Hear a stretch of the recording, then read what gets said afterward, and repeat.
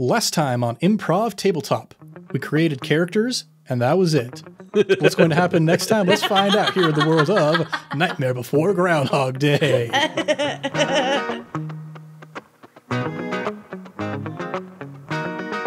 What's shaking, everybody? You're listening to Improv Tabletop, the Fate RPG actual play where we make up everything on the spot. I'm Ned Wilcock, your host and GM, and today I'm joined by... Christian Randall, ready to see a shadow. McKenna Steele, somebody call IXII. Michael Sear, do you have life insurance? Because you could use some more.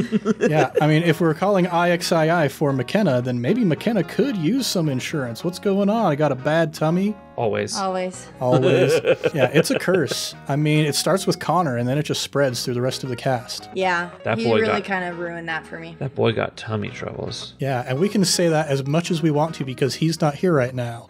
Connor, you have tummy trubs. Oh, got him. All right, well, we have got some characters ready to go in this brand new world. Just a little recap.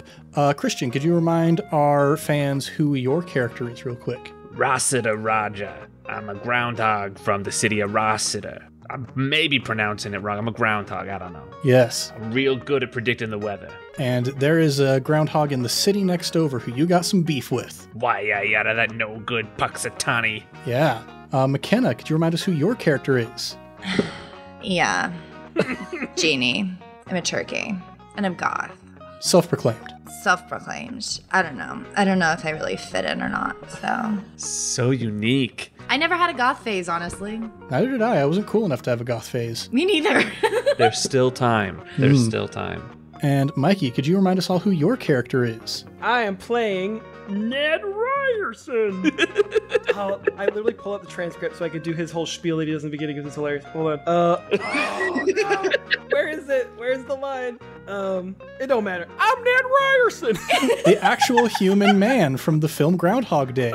You know what? Let's cut that. Could you give me another shot at that?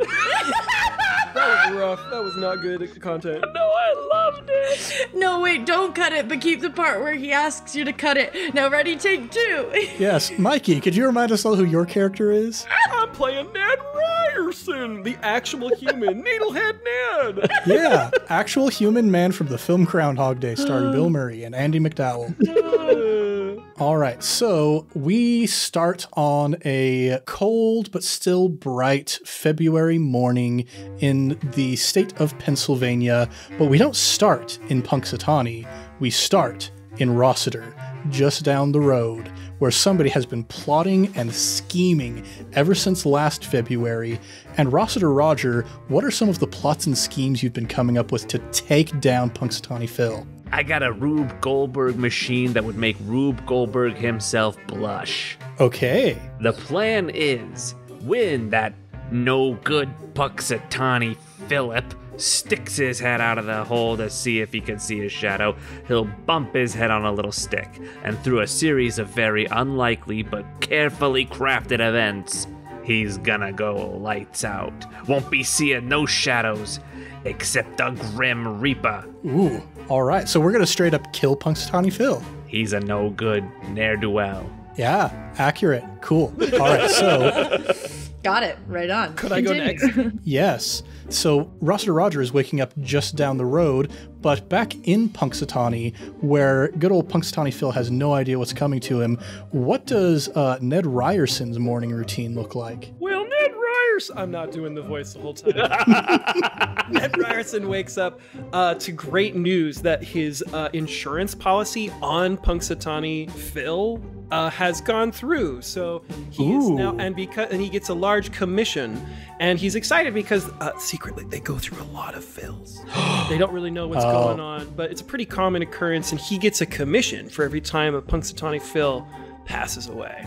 And this time he was able to sneak in quite a generous commission. So we'll see what comes of this here insurance claim. But he's having a good old day. Good old day, putting on his normal attire. That's not important. And then he goes to the bathroom and brushes his teeth and Yeah, just a nice standard human male sort of things to do. Yeah, thank you. Yes. Average as could be.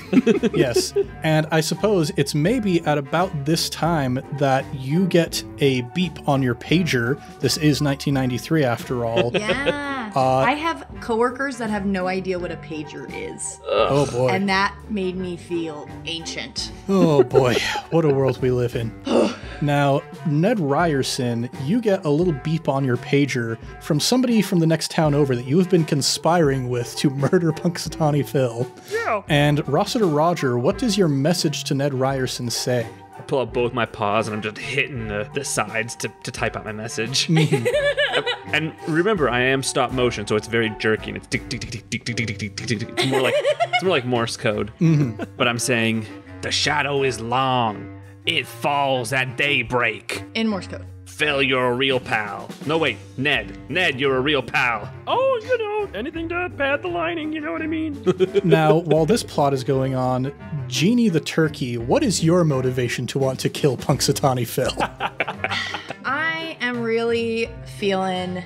I mean, it's February. February is a big time of the year where seasonal affective disorder is really running rampant. I feel that. But I am feeling sad because it is still post-Thanksgiving, haven't quite gotten over all the friends and family that were taken in the Thanksgiving season. So I'm feeling vengeful and want to try my own hand in like a test situation to see if I can cause a rebellion back in Thanksgiving land. So I figured, who's the least important holiday figure?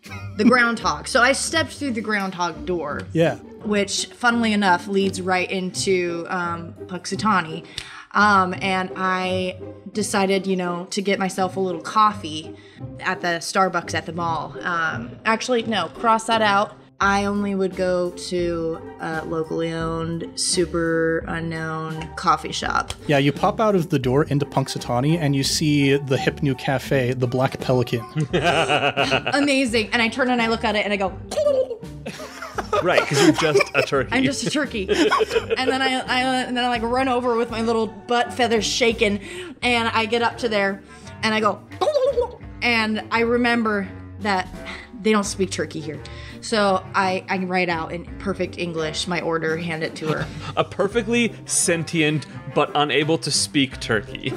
And then as I'm sipping my coffee, trying to remind myself how to speak English, I overhear their conversation, the initial beginnings, and I've joined from there. Yeah, so let's have you roll with Clever real quick to see if you can remember how to speak human English. I'm so glad that that's a 3. Ooh!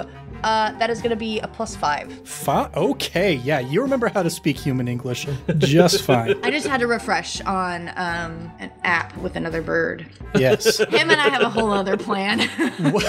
What is Geni the turkey's relationship with Duo the owl? Yeah, what's your relationship with Duo? I take my inspiration from him. Oh, okay. The threatening messages, the absolute chaos and terror, unhinged psychoticness. He's my inspiration. So you get your coffee and you're sitting there sipping it, and at around that time, like you've been watching, you've been waiting for the signals. There's a little ding ding ding ding at the entrance to the cafe, and in steps Ned Ryerson, who you've been waiting for. Yeah. Can I get mocha frappe latte with lots of cream, lots of sugar? 'Cause you only live once, you know what I mean? Fire, I don't know what this is. Yeah, he can't say the actual type of fire that it is because it is a children's-ish movie, I suppose. Yeah. But yeah, so the two of you get together, and not too long after that, another ding, ding, ding, ding, ding. And for a second, like the waitress turns towards the door, sees nobody enter, and then just like, oh, okay, kind of goes back about her day. But we see the camera moves up over the counter to look down at the ground where there's a little stop motion groundhog just plip, plip, plip, plip his way over to the booth where you all are sitting. And Ned, it always is a little bit jarring when you see Roger show up. Oh, hey, bud. Hey, can I ask a favor? Could one of you spot me, I'm kind of in a pinch. I bought an Oingo Boingo original album of vinyl, and you know, it really put me over. Could you guys spot me? You've been such a good friend, and I know you got that windfall coming, so I know you're good for it. I'll pull out a 50 and throw it on the table. Wow! Rossiter, can I call you? Do you prefer Rossi or Raj? Wow. Those are my options with you. Rossi or Raj. Okay, those are my options, so I'm gonna go with, I guess I'll go with Rossi. Okay, so why are you so rich? Do I come into your house and ask you why you ain't got no money? You come into my house and ask me why I got money? I was just curious. I was just gonna see if you had any other means that I could help with. But anyways, we don't have to dig into your past, I suppose. Listen, about the M-U-R-D-E-R. I can't spell so good. What's that? About the Moida. Ah, Moida. That I know. What stage are we at in the planning, I guess? Well, I got some bad news. I heard something on the way over here. I was walking by the police commissioner. As I am wont to do, I kept my head down and I heard him talking. I think Punxsutawney may be missing, and I can't kill a guy if I can't find a guy. Oh no, that's a doozy. Do you get paid if there's no body? No, we need a body. It needs to be a dead body. Well, if you want, I have got some people that are on the inside of the prison right now. He wasn't hunting with his game license, and so he's spending the night in jail. So I could see if he can kind of get an inside scoop on some more info if you want. Were you playing hard to get? Is it turkey season? I mean, he thought it was, but it's not. Oh. Around this point, there's a clatter on your little table in the booth, and the waitress goes, "All right, for you, 1 burger, but instead of a bun, it's 2 grilled cheeses," and slides it over to Geni, and then over to Ned. "For you, the jalapeno papa burger," and then to Rossiter, "a groundhog burger, sausage, straight sausage. Here you go." Thank you, Linda. Thanks, Toots. Here, and I throw it on another 50. "You're my favorite customer." And as she's putting away the 50, there's a crash from the other side of the diner, and somebody else, "Oh, just put that anywhere." There's a big old commotion. And Linda takes the tray back, and you notice as she lifts up the tray, there is a scrap of paper underneath. I can't read. Geni, what's this say? What's it say, narrator? It says that she has managed to get the hunters pardoned for their situation with, hunting without their licenses. Your friends Jaakko and Ilmo Koskela. Jaakko and Ilmo Koskela? Oh. They're my next door neighbors. That is so convenient. We have a tunnel that goes from our house to their house. We meet for poker. I make the hand gesture where I'm like, "Can we get the check?" Yeah, and Linda comes rushing back over, puts it on the table. You notice that it's way, way, way more expensive than it has any right to be. I toss down some money. Keep the change, Toots. We're in a hurry.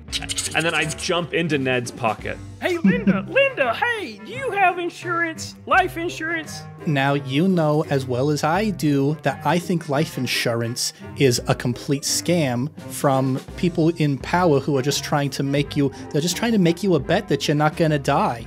And I'm never gonna die. Oh, Linda, someday you'll die. I promise you, okay? And when you do, you don't want to leave your 6 cats, children, dogs? All 3. All 3?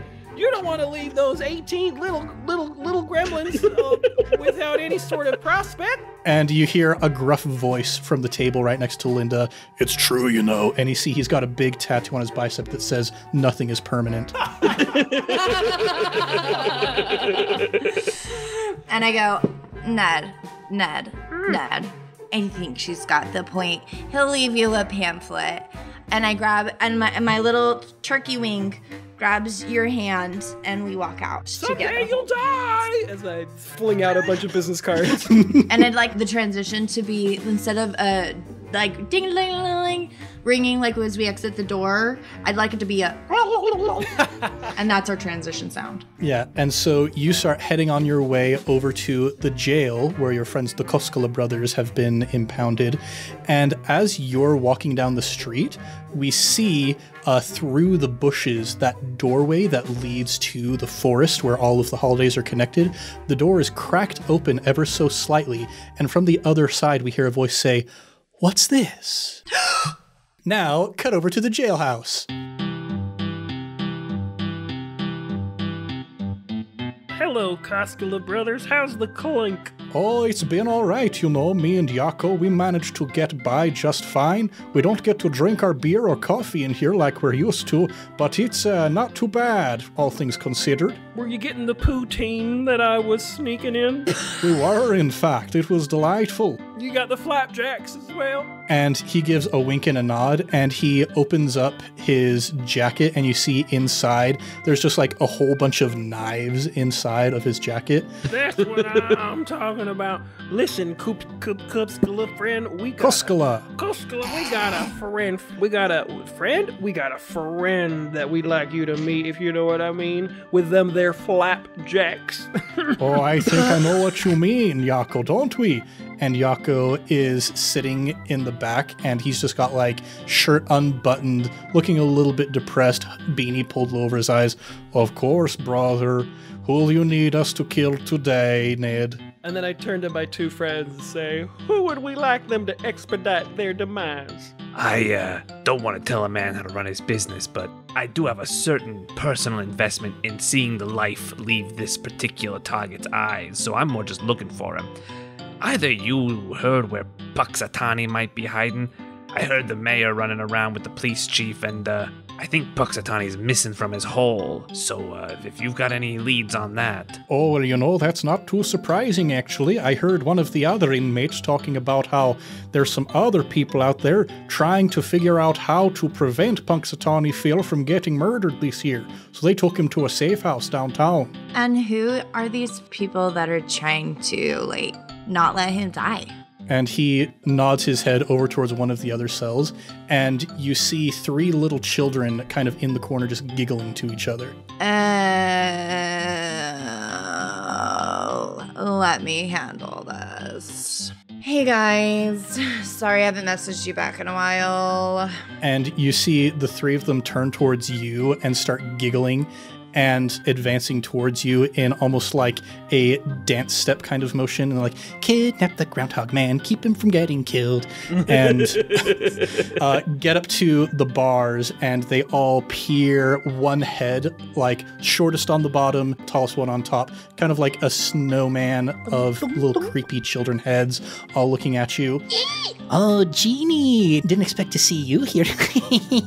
Yeah, I mean, I didn't really expect to see you either. I'm so sorry that, like, our friendship didn't quite work out the way we wanted it to when I came to visit, but, I'm really hoping we can put that aside. That is so funny I ran into. I actually also got you guys, like, a sorry gift, too, to make up for me saying you were too crazy. And I go into my Hot Topic bag, and I give them each, like, a cool, like, little, like, Stanley cup that has their faces on it that I had honestly got for myself to beat up later because they were really mean and bullied me. So I was like, oh my gosh, like, that's so funny I ran into you. So here, these are, like, sorry gifts for, like, our ruined friendship. So can you tell me more about this groundhog? Like, you said you kidnapped him or something? They grab the three cups, pull them back in through the bars, and the one up on top says, Well, it's going to be in riddle form, because we can't just give you the answers now, can we? Oh, yeah, I remember. And I look at the other two, and I'm like, this is also why we didn't need to be friends. Anyways, continue. All right. And so the one up on top, I can never remember which is which, but the tallest one says, The shadow grows in places unknown. and then the one in the middle says, follow fast if you want to go, and then the one on the bottom says, it hides in the darkness under growth. I ain't too good with riddles. Can you tell me north, south, east, or west? Because I gotta get going. You hear the cell next to you open up, and the Koskela brothers are being escorted out. And Ilmo turns to you and says, "Don't worry, we are master trackers in these woods." I like the way you talk. All right, Ned, Genie, let's run as fast as we can and not check for cars when we cross the street. We're in a hurry, and we don't need to worry about anything like that. Do you have life insurance? Because you can always use some more! I say as I run in front of everybody. All right. So you all rush out of the station into the street, not looking for cars. Everybody make a luck roll for me. No. What is that just a rego unmodified? Yep, unmodified difficulty of 0. Oh, that was a plus. +1. -1. -2. All right. So you all go rushing across the street, and Genie, you get the head start. So you're on the other side of the road. You hear some behind you, and you're all like, "Okay, Rossiter, Ned, what's going on?" And you look back, and they are just plastered on the street. I'd like to use a fate point. Can take a punch. Oh, yes. Dead. So I'll just add 2 to that. Would a 1 get me out of being hit? yeah, so you use your stunt, can take a punch, and you get up from the asphalt where you had been pinned down by the car, and you see Rossiter, he's completely out for this loop. I get on my Hot Pink Razor phone and I go, "Hey, IXII? Yeah, I got a... Oh, never mind, he's made of clay. Can you get me an artist? Thank you." And then I hang up. Yeah, I'm just like a smear of clay on the ground with like a metal aperture inside for the bone structure. And I go up and I pat you and I say, "Don't worry, I got the best artist at the police department coming." So yeah, you continue on your way towards the forest, and you can see by this point, the band is already starting to play La Pennsylvania Polka in the town square. And you're like, oh shoot, the thing's about to start right now. We have to get in there as fast as we can. Let's have both of you roll with quick. Rossiter Roger, you're dead for this loop. Absolutely. I've got him mushed. I got the mush of him. You got a pocket full of clay. What did you say we're rolling with again? With quick. +2. 0. 0. I did not get a chance to warn them about my Rube Goldberg machine, did I? Yeah, so you go rushing in. Once again, Genie, you get the lead, and you're able to start sneaking and ducking in through all of these people, trying to get as close to the podium as you possibly can. And you see... I'm fully leading with my neck. Yeah, the mayor is looking very, very nervous up there on the podium. And Ned, you are trying to get through, but you're a full-sized human, man. You're like bumping into people, like tripping your way around, and you bump right into the stand where the mayor's supposed to like pull out Punxsutawney Phil. And as you bump in, the door pops open, and Rossiter Roger's Rube Goldberg machine starts to malfunction. You see like springs and gears all over the stage starting to like pop out of place and go flying into the crowd. Everybody's screaming, and you look up to see one of the things that has flown out of the platform is a big ol' axe just spinning through the air right down towards your face. And the very last thing you see before it hits you is from the top of a tree, clinging into the upper branches, is what appears to be the face of the Grim Reaper himself. Gangly, a completely round bone face, wearing a black pinstripe suit. And Genie, you're the only one left for this loop. What would you like to do? My last words were, "Take me, sweet death, take me."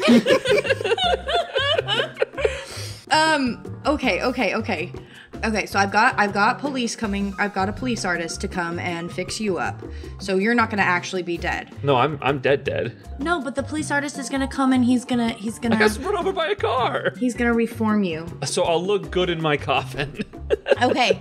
And then I'm gonna go and I'm gonna he's going. I'm gonna try and I'm gonna look at the Grim Reaper and have him use his magical Grim Reaper powers to not kill Ned with the axe. And how I'm gonna do that is I'm gonna look at him and it's gonna say scarier than a groundhog's shadow. And I'm gonna use that aspect. And it's gonna be follow me with your imagination. It's gonna be silent, and then the camera's gonna zoom in really quick on my face, and then I'm gonna turn my head really quick, and I'm gonna have one eye twitching and the other eye super wide open, and it's gonna go. And like all the tattoos on my neck are gonna like The tattoos on your neck are gonna quiver. That's new.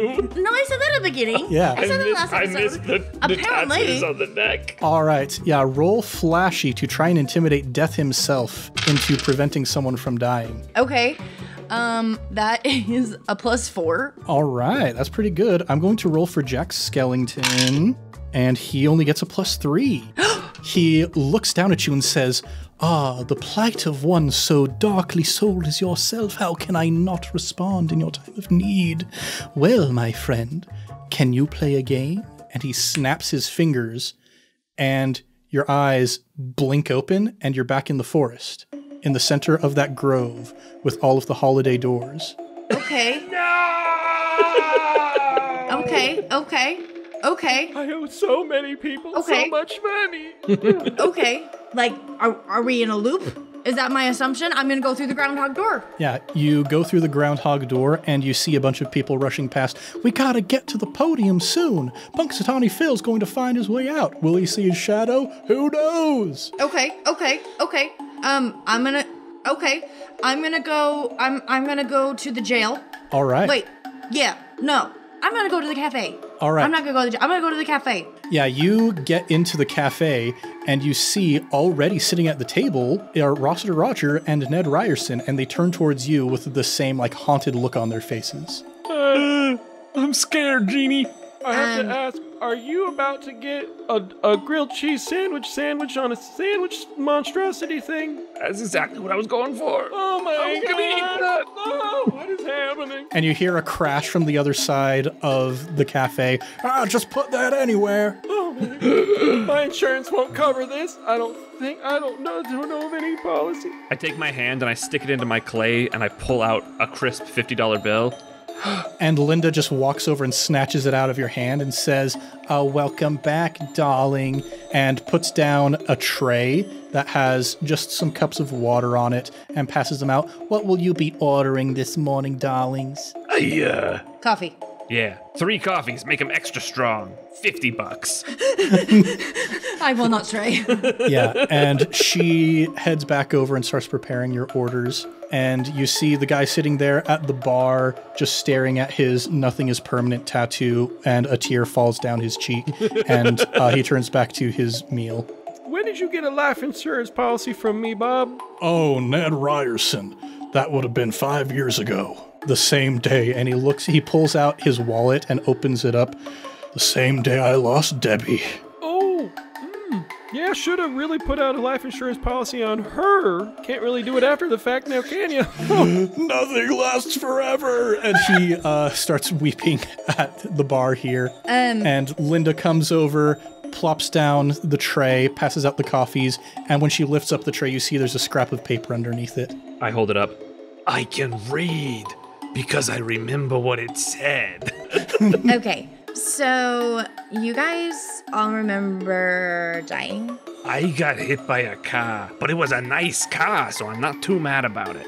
But I got hit by a car and I'm dead. I got axed Okay. in the face. Oh, my machine! Don't bump into the podium. The what? Don't bump into the podium. Did you outlive us? I don't know.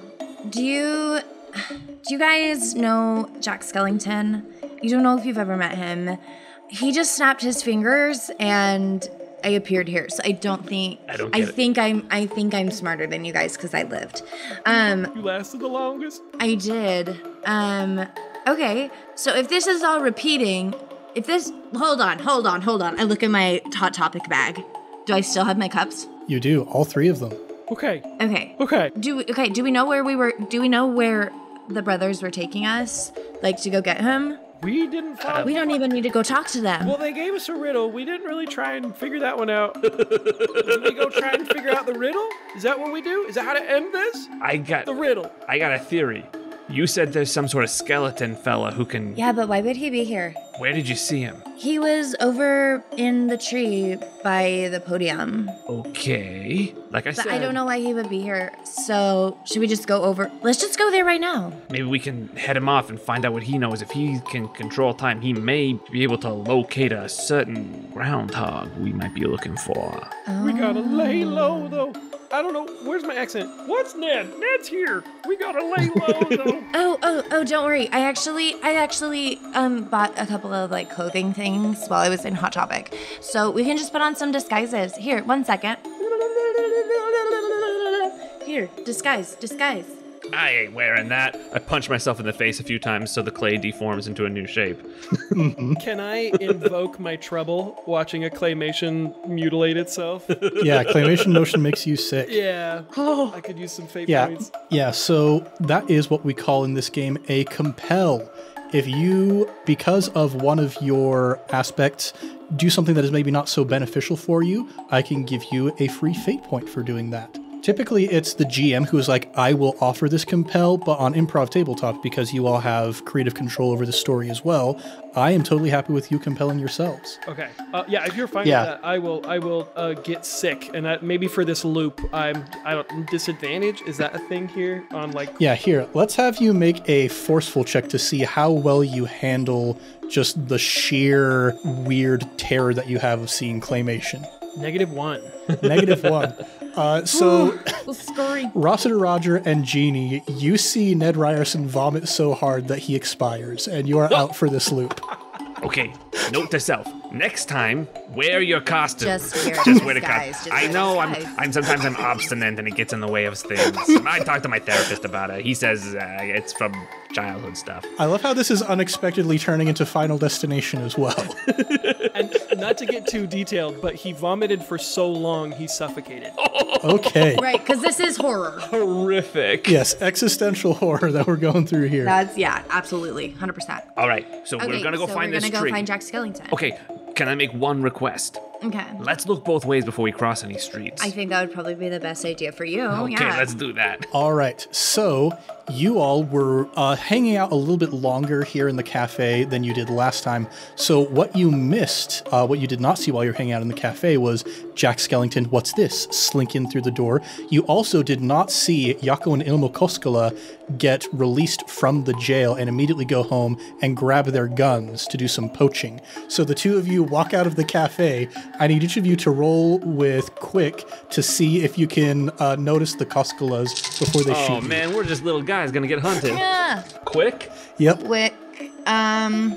0. -1. So both of you walk out of the cafe. You're like, okay, let's go find Jack. Boom! You wake up the next morning. Or rather, you wake up the same morning. I pull up my pager and I'm just like furiously typing on my pager. These guys with the guns in the cars. Meet me at the cafe, but be snappy. We aren't staying there long. I'm taking detailed notes to try and make a timeline of all the events. Where everybody is. I would like to point out that instead of getting the cups this time, I got really good disguises. Okay. All right. So we meet at the cafe and immediately put on disguises. All right. Each of you describe your awesome Hot Topic disguise. Let's start with Christian. I am wearing a My Neighbor Totoro hoodie with glasses from Howl's Moving Castle and a scarf from Kiki's Delivery Service. All right. McKenna, what is your Hot Topic disguise? I went to go the complete opposite. So I have a full-on Sailor Moon inspired outfit, full of lots of color, and also one of those hats that if you pull on the little like things on the side, it makes the ears go wheep, wheep, wheep, wheep. Oh, yeah. Cool. But it's Sailor Moon hair, though. Oh. And so it makes her little space buns go wheep, wheep, wheep, wheep. Amazing. All right. Ned Ryerson, what does your Hot Topic disguise look like? I'm wearing way too tight, like pink sweatpants that say "hot" on the bum, with a crop top Dragon Ball Z T-shirt and a Hello Kitty. Perfect. Just imagining Ned Ryerson, the actual human man. Ned Ryerson. Maybe you have a little black choker. Yeah. Yes, please. Can we add the choker? Yes. Yeah, black choker, maybe some gauges and a septum piercing or something. I don't see why this is important, Genie. Why do I need a choker? Is my neck that recognizable? Okay. Now tell me, how do you feel? I feel really seen. Do you feel seen? I feel like myself. Hey, as much as I'm into getting into our feelings, if we stick around much longer, she and I are gonna get shot. We gotta hurry. Not with these disguises, let's go. All right, so where do you head from here? To the tree. All right, so you rush over to the square where they're all setting stuff up. You see off to one side, there's a news crew that's pretty close up to the stand itself.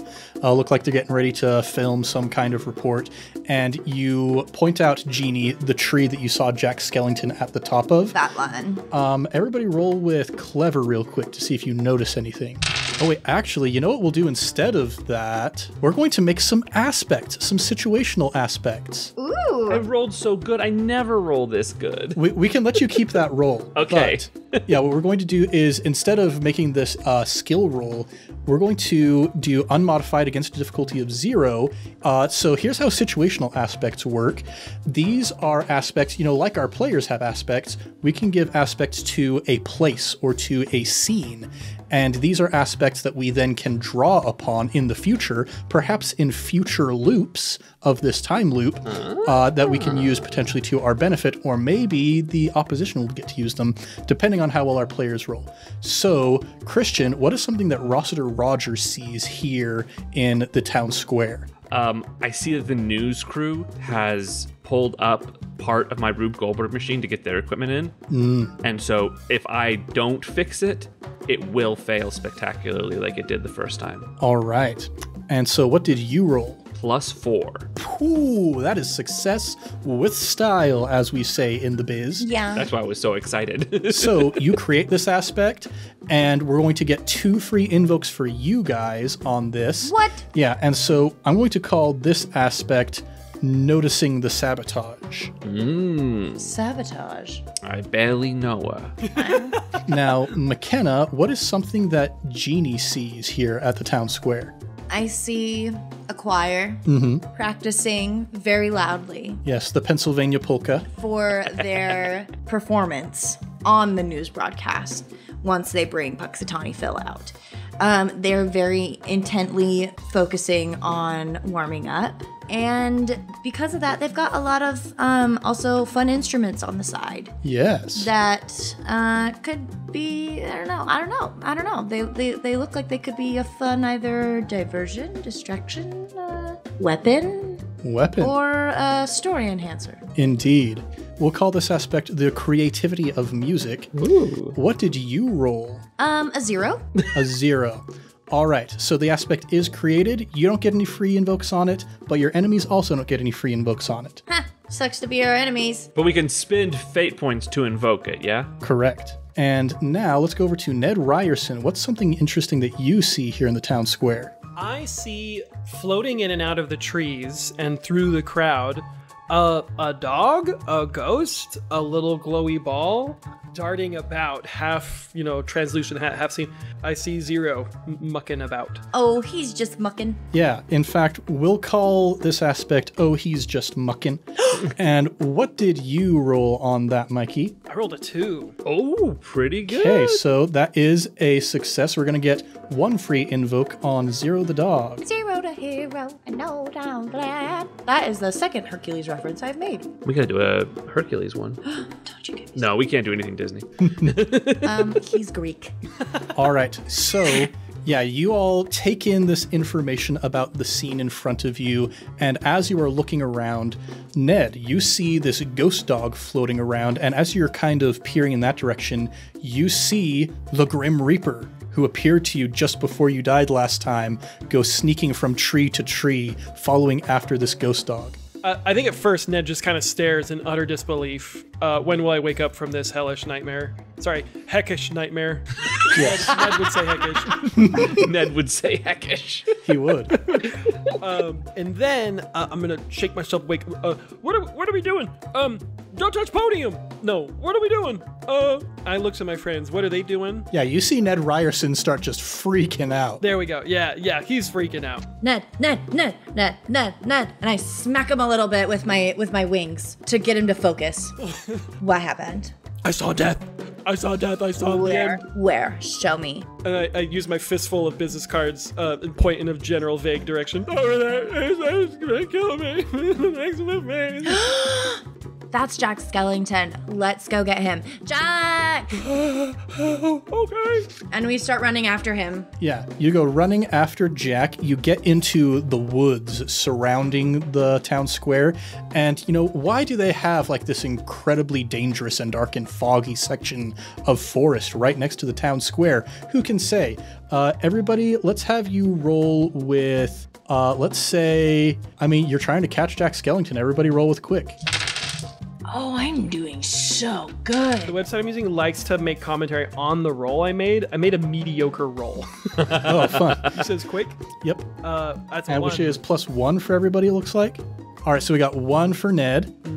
4. 2. Okay, so everybody succeeds. You're rushing along. And Rossiter, you managed to stop everybody before they run into one of the tripwires that you had set up for your Rube Goldberg machine. And you all duck under it carefully, and then you manage to sneak up on Jack Skellington as he's peering in through some of the trees after the goings on. Hey there, Bone Boy. You got some explaining to do. And he stands up very quickly and does like a little spinning pirouette as he turns towards you and looks down at you with a scowl on his face, fire burning on his eyes. Who dares say such to the Pumpkin King? Ah, Geni, how's it going?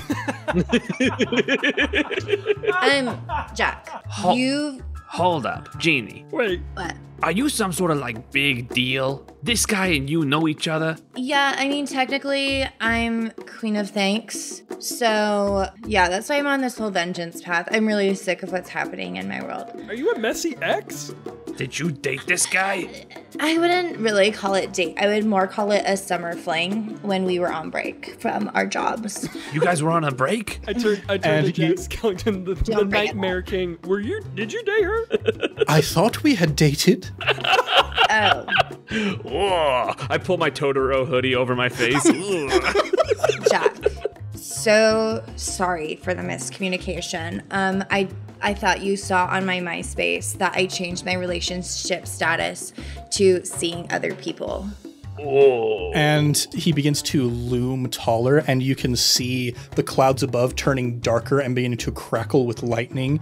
And he says, well, perhaps I will be seeing other people as well, because I do not want to be seeing all of you in front of me right now. And he snaps his fingers, Jack.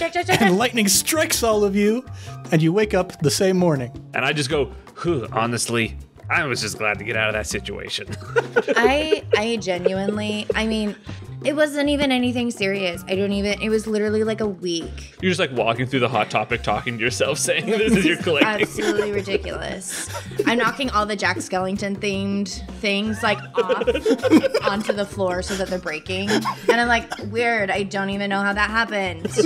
And I get us different disguises. Actually, no, they wouldn't recognize our disguises. We'll just wear the same disguises. I buy those. All right. And my very average morning brushing my teeth and going to the bathroom and having the bread, butter on toast for breakfast, I sing, what have I done? What have I done? Ned is the only one that keeps it consistent. Each morning I'm getting up. If I don't have my routine, I have nothing. Each time I wake up, I'm pulling my pager out immediately and just like typing an insane amount of just garbage to Ned each morning. It's completely different. All right, so you all have woken up for the 4th time, I believe, on this day. Yes. You begin steeling yourselves for the next loop, and I think that is where we're going to pick up next time. Oh, wow. I like that a skeleton and a turkey dated. I like that we got there. Oh, so they did date. Oh, she's changing her story now. Oh, I see how it is. Just go back and read my MySpace. It'll tell you the whole truth. Okay.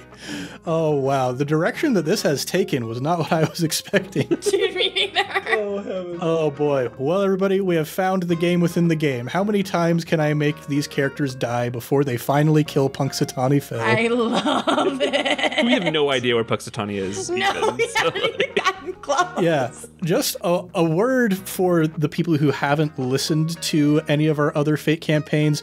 Death is not usually this common in Fate Accelerated. No. That's why I was so like, oh, no, I'm going to send so-and-so to go get him. Yeah, we, for the purposes of this campaign, I think are going to completely bypass the harm mechanics of Fate Accelerated.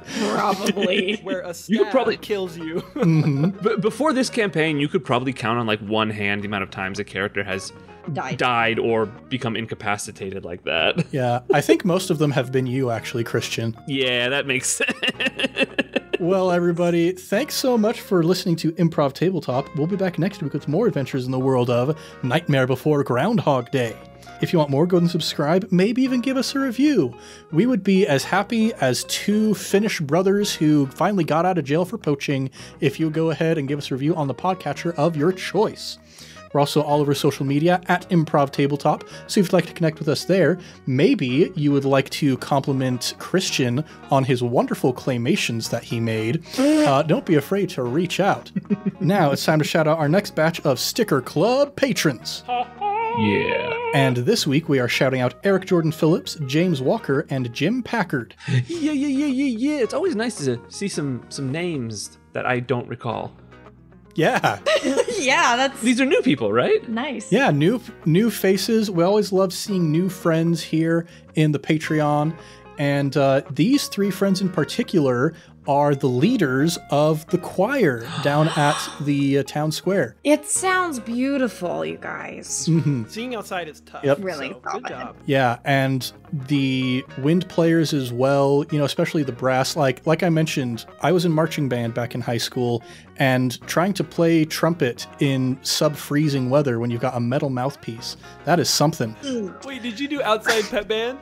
Yeah, we did. So like we would always do marching band season up through like Halloween, and in Idaho where I grew up, it would often get below freezing by that time in the mornings because we'd have like 6:30 a.m. Rehearsals some mornings towards the end of the season. So yeah, exciting times, exciting times. Well, that's our Sticker Club patrons for this week. We'll have more to shout out next week. And if you, dear listener, want to join their ranks, consider joining our Patreon at patreon.com/Improv Tabletop, where you can also get things like Christian's animations that he made, and convincing Michael Sear to get a tattoo maybe, and more, such as our current ongoing patron exclusive campaign, My Spawn, the Mouse Ritter Chronicles. Yes, this one is getting fairly close to the end. We've managed to create quite a bit of dissent in the capital city. We're getting ready to kill the king. That should be exciting. Hopefully. Hopefully. I'd like to lay down a promise on that tattoo. If 30 people join the Discord or the Patreon, but Yeah. over the life of the release of this podcast, I will get Nothing is Permanent tattoos on my body. this month-long campaign. Yeah, this month, if 30 people join the Discord, I will get the Nothing is Permanent tattoo on my person, my body, forever. Ooh, does it have to be within this month? I don't know. What's the timeline? From the first day, from the release of of the first episode until the release of the last episode of this series. If 30 people join, Ooh boy. I will get that tattoo.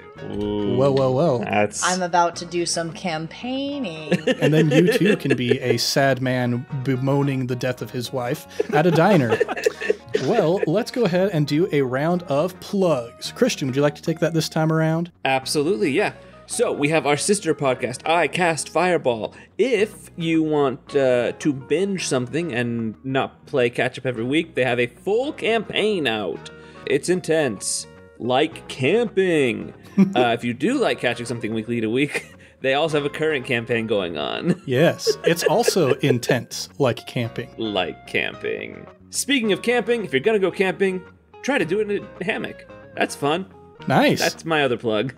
Hammocks? Hammocks. Hey man, if you're backpacking in, hammock's the way to go. It's the least They're amount, light you and know. you can just pick them up anywhere. Mhm. Yep. Just get a tarp to go over the top of you so you don't get rained on. Exactly. But what about bugs? They sell netted hammocks. Yeah. That's what I want. Yeah, I got want one. a netted. I got one on my wish list. Oh, Ooh. I didn't buy that for you for your birthday. It's weird. It's just make sure you still bring a mat because the mosquitoes can bite you from like through the hammock. So- Yeah, mosquitoes are intense. Like camping. Hey. Rule of 3, don't let him do it again. Yes, thanks for joining us here in the world of Nightmare Before Groundhog Day. I'm Ned Wilcock, your host and GM, and I've been joined by... Christian Randall. Intense. McKenna Steele, I twitch. And Michael Sear. Death awaits us all. Much love and stuff, everybody. We'll catch you next time on Improv Tabletop.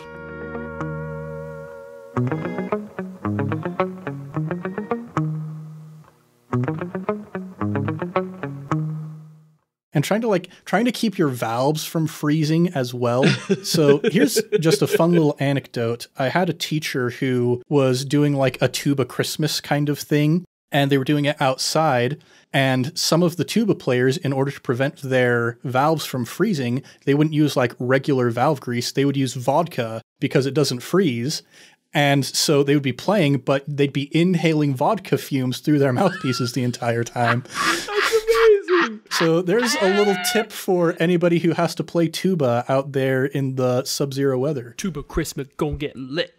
Yeah.